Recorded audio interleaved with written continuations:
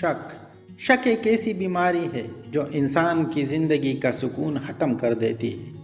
रोज़ आखिरत सबसे बड़ा गरीब और मुफलिस वो होगा जिसके पास नेक और अच्छे आमाल का फुकदान होगा। सबसे ज़्यादा खसारे में वो लोग हैं जिनके तमाम आमाल गारत हो गए और वो सारी ज़िंदगी यही समझते रहे कि वो आमाल जो कर रहे हैं वो नेक है, मगर यही इनकी सबसे बड़ी भूल होगी। हम में से ज़िंदा वही रहेगा जो दिलों में ज़िंदा रहेंगे, और दिलों में ज़िंदा वही रहते हैं जो खैर बांटते हैं, मोहब्बतें बांटते हैं, आसानियाँ बांटते हैं। मुख्ताजी और गुर्बत 4 चीज़ों से आती है।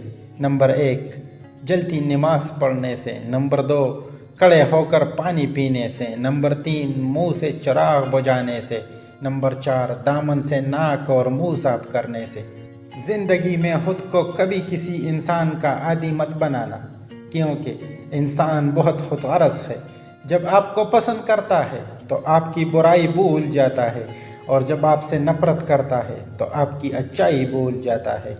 नीयत कितनी भी अच्छी हो, दुनिया तुमको तुम्हारे दिखावे से जानती है, और दिखावा कितना भी अच्छा हो मगर अल्लाह तुमको तुम्हारी नीयत से जानता है।